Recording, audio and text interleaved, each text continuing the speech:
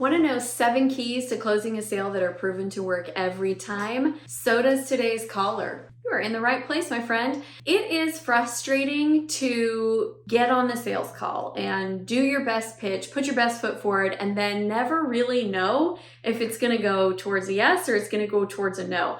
I want you to be able to feel confident in the sales process, and that is exactly what we're talking about with today's Sales Doc caller. I'm Amy Walker, your sales doc, and I am here diagnosing your sales woes so that your sales can be sick, the good kind. Hi, Amy. This is Margot. I'm really wanting to improve my sales skills because sales are up and down for me. I can never quite predict if a lead is going to say yes or no, and I find myself getting my hopes up, then getting disappointed, and it's just really frustrating. Do you have any specific things you do that make sure you close the deal? Yeah, Margot, I hear that the Imperious Curse from Harry Potter works really well. Just kidding. You can't control other people. You can't determine if they're going to say yes or no, but there are a lot of things that you can do that are going to guarantee you are setting yourself up and your sales conversations up to move people towards the yes. So let's dig into it because I got a lot to say on this subject. Okay, we're gonna break this down. I've got about 7 different things that I do within my sales conversations that I know are proven to get me to the yes. I am also, if you stay until the end, I'm gonna tell you what are the magic words, like the magic words that when you say them and you say them this way, it is going to double your sales. There's really nothing worse than inconsistent sales as an entrepreneur and small business owner because your sales represent your being able to pay for your lifestyle, your rent, your mortgage, feed your family. I mean, your sales are the thing that give you peace of mind. When sales are good, you generally are like, all right, everything's gonna be fine and I can work on the other challenges that pop up. But when sales are bad, it feels like every other thing is so hard and it's incredibly stressful. Everybody is gonna have ups and downs, right? Like that happens. What I want for you is that your downs aren't so low. I want your downs to be livable. Imagine that. What if your down months were still livable? You could still pay your bills and your up months were just like, woo, profits. That's where I want us to get to. So part of that, a big part of that is you building your confidence in the sales process. And I'm going to go through 7 specific things today, but there are like probably 25 that I would love to share with you. So if you want more of this, I want to invite you to go download my sales book for free. It's called the I'm Not a Salesperson Sales Book, How to Sell Like a Natural Even If You're Not. And you can go grab it at www.salesaremything.com. So let's jump into the 7, but just know that there is more coming your way. The first is going to happen at the very beginning of the call. I want you to set intentions that a sale is coming and set structure for the call so you're taking control of the call at the same time. If you don't do this, the client is going to be knowing that there's a pitch coming anyway, right? Like we're not stupid. We've all been sold to before. We all know that a free strategy session equals a sales call, right?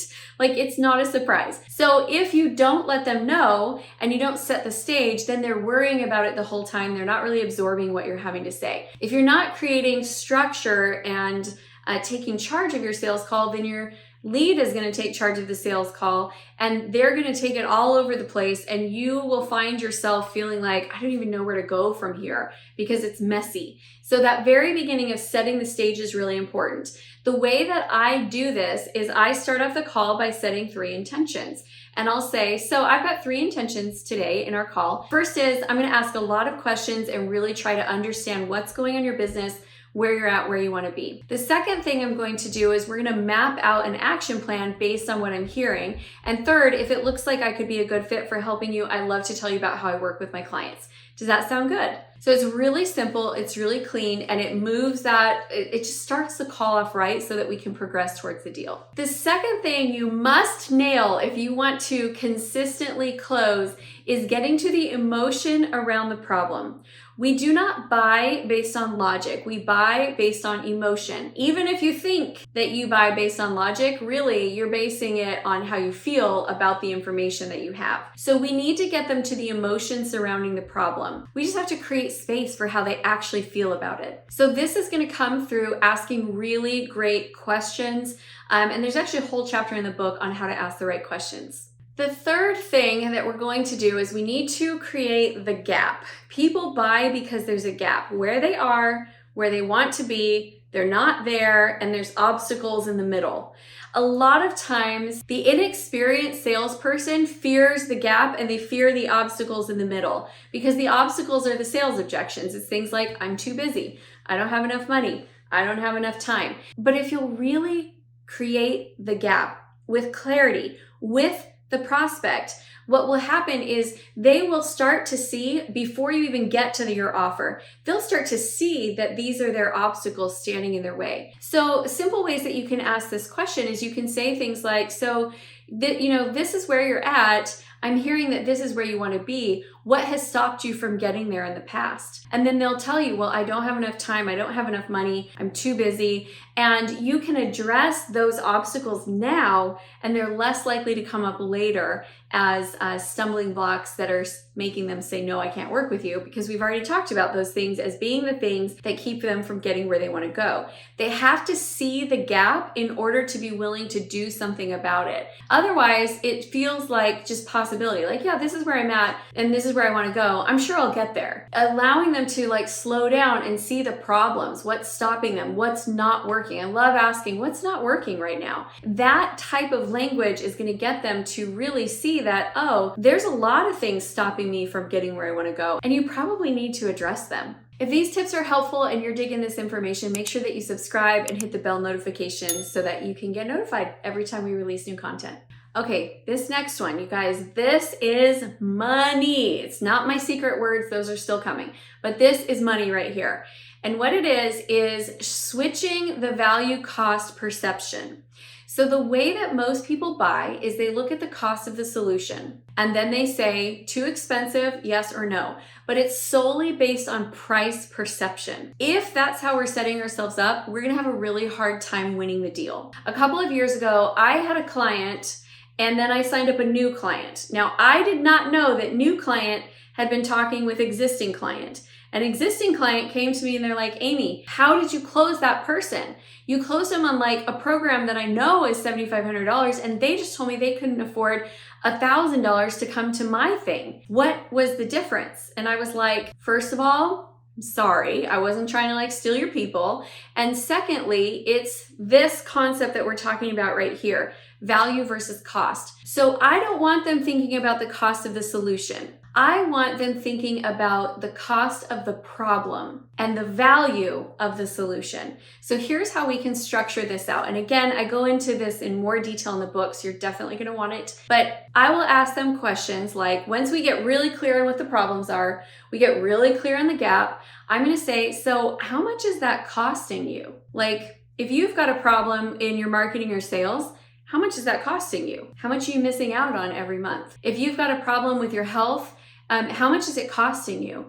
Not just in bills to the doctor, but emotional cost, mental cost, relationship cost. What is it costing you to have that problem? Here's what I absolutely believe to be true, and I run my life and my business this way. The cost of the problem is always higher than the cost of the solution. Always. So my job is to find ways to be able to solve the problems because I'm missing out. If I have a problem in my business, it's probably $1 million problem, right? If I could fix that one thing, it would probably generate $1 million. And if I am looking at solutions as less expensive than the problem, then I'm willing to pay for the solution. So then the next thing we're going to do is we're going to find the value of the solution. And I'll say, so if we could fix that, what would that be worth to you? So you want to be able to get them thinking about it in that way, because now all of a sudden, when you go into the cost of your solution, it's going to feel like a bargain. It's going to feel like, yeah, that totally makes sense. If I spend this money over here, I can solve this problem. And they start to see the value of it in a very different way. That right there, if you can master this skill is money. The next key, I'm actually saving till the end, but I'm telling you because this right here is where the money words would go. But we're saving it until the end so that you have to stay because it's so good. Okay, so what we're going to cover next is overcoming objections. Objections are part of the sales process. It's part of them making a decision. In the psychology of decision making, we have to acknowledge the barriers that have kept us from moving forward in the past. These sales objections that they give you have literally nothing to do with you, your product, or your service. These are just the things that stop them in their life from moving forward towards what they want. So our job as a salesperson is to move those out. I can direct you towards a video at the end that you can watch that will specifically cover how to overcome those sales objections. But let me just tell you, it is going to make a huge difference knowing how to navigate that. And the big thing I want you to take away right now is it has nothing to do with you. Next tip is to shorten the follow-up cycle. It doesn't take a week to make a decision. It just really doesn't. It doesn't take a month to make a decision. We make decisions in a short window of time. What we like to do, because it's just human nature, is we like to avoid thinking about the decision.